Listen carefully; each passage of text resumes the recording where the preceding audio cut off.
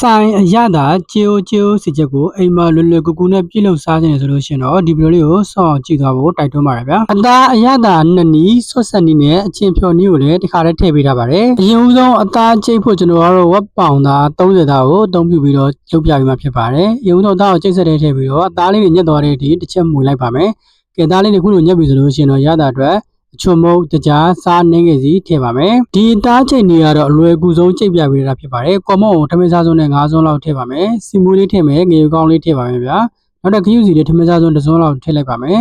ရှီကိုတော့ခုဒီမှာဟင်းခက်တဲ့ဇုံးလေးနဲ့တစ်စုံလောက်ထည့်လိုက်ပါမယ်အရသာအတွက်ပါဝင်ပစ္စည်းများအားလုံးထည့်ပြီးပြီဆိုလို့ရှိရင်တော့ကျွန်တော်တို့အသားလေးကိုကျဉ်ညက်တော့ပြန်ချိတ်ပေးလိုက်ပါမယ်ဒီနေရာမှာကိုကငဖယ်နှင်းငယ်အသုံးပြုခြင်းလဲအသုံးပြုလို့ရပါတယ်ကဲအသားလေးခုလိုချက်ပြီဆိုလို့ရှိရင်တော့ရေခဲတက်တာခဏထည့်ထားလိုက်ပါမယ်ဒါကတော့စီချက်စီအတွက်ဝက်စီဘက်လေးနှင်းငယ်ကိုစီရဲမှာထည့်ကြော်ထားလိုက်ပါတယ်ဝက်စီဘက်လေးကျွတ်လာပြီဆိုလို့ရှိရင်တော့ဗမာကျက်သွန်ဖြူလေးတွေကိုဒါပြရပြီးတော့ခုလိုမျိုးအိုးလေးထည့်ထားလိုက်လို့ရှိရင်စီချက်စီလေးရပါပြီစီချက်စီအေးခံထားတဲ့အချိန်မှာကျွန်တော်တို့အသားနဲ့တွဲစားဖို့အတွက်အချိန်လေးစပြီးတော့ဆက်ပါမယ်ကျွန်တော်တို့ကေသုံးလုံးတစ်စိတ်ကိုအသုံးပြုပေးထားတယ်ပေါ့နော်ရေကြက်အေးလေးကိုဟင်းညူစုံနဲ့တစ်စုံထည့်ပါမယ်ကျက်သွန်ဖြူငယ်ဒီစိမ်းလေးထောင်းထားတာနဲ့ငယ်ထည့်မယ်ရတဲ့အတွက်စားတကြားလေးနဲ့ငယ်ထည့်ပြီးတော့တမတ်တော့မှုလိုက်လို့ရှိရင်တော့အချင်းရည်လေးရပါပြီသူ့မှာကကေသုံးလုံးတစ်စိတ်မှာကအရသာအားလုံးပါပြီးတော့ဘာမှထည့်ထည့်စရာမလိုတော့ဘူးပေါ့နော်စီချက်စီလေးရပြီအချင်းလေးရပြီဆိုတော့ကျွန်တော်တို့တွေကျိုးစီချက်လုပ်ဖို့အတွက်ငပြိုင်ဆော့ဆက်ပါမယ်ကျွန်တော်တို့အရင်ဦးဆုံးချုံမုံလေးနဲ့ငယ်ထည့်မယ်တကြားနေငယ်ထည့်မယ်စက်သားမုံလေးနေငယ်ထည့်ပါမယ်ခုကျွန်တော်ပြထားတဲ့တလောက်ပေါ့နော်ထည့်ပြီးပါခီးစီထမင်းစားစုံနဲ့တစ်စုံထည့်ပါမယ်ဒါတော့အရောင်အတွက်ပင်းကပြအပြစ်ကလေးနေငယ်ထည့်လိုက်ပါမယ်ပင်းကပြအကျဲကိုတော့ထမင်းစားစုံနဲ့၄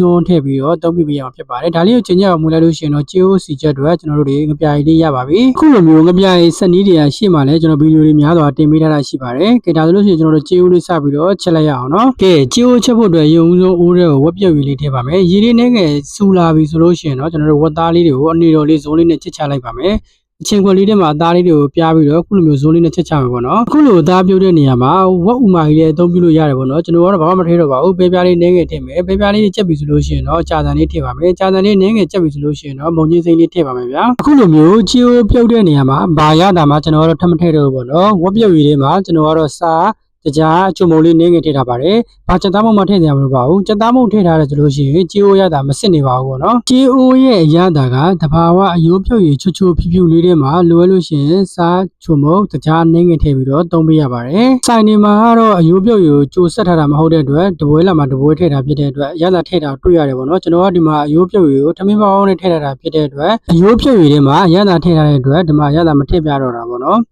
အခုလိုမျိုးကြာကြာလေးတွေကိုရေးစစ်ပြီးဆိုလို့ရှိရင်တော့စီချက်ထည့်မယ်မပြိုင်လေးထည့်ပြီးတော့တမတ်တော်မူလိုက်လို့ရှိရင်တော့အနက်မူးမူးလေးနဲ့အရန်စားလို့ကောင်းတယ်ကျိုးစီချီလေးရပါပြီကျိုးဆိုလို့ရှိရင်လည်းရေမတုံမင်းနဲ့ပကံနဲ့တစ်ခါတည်းထည့်ပြီးတော့ချက်သွန်ကြော်နဲ့ချက်သွန်မိတ်ပေါ့နော်စီချက်စီလေးဘဝနိုင်ငယ်ဆမ်းပြီးလိုက်လို့ရှိရင်ဒါဆိုလို့ရှိရင်ကျိုးလေးရပါပြီပေါ့နော်ဝက်ကလီစာတို့ငုံဦးတို့ကတော့ကိုကြိုက်လို့ရှိရင်တက်ထည့်လို့ရပါတယ်ကျွန်တော်ညနေပိုင်းဖြစ်နေတဲ့ငုံဦးလေးရှာတာမရတော့ဝက်ကလီစာလည်းမလက်တော့တဲ့အတွက်ကျွန်တော်လည်းမထည့်တော့ပါဘူးပေါ့နော်ဒီတိုင်းလေးလည်းတော်တော်လေးစားလို့ကောင်းပါတယ်ဗျာခုလိုမျိုးဗီဒီယိုလေးကိုဆုံးအောင်လိုက်ကြည့်ပေးကြတဲ့တူတူအတိုင်းကိုကျေးဇူးတင်ပါတယ်ခင်ဗျာလက်အရေးလုပ်ပြီးသွားဖို့လည်းတောင်းဆိုပါတယ်နော်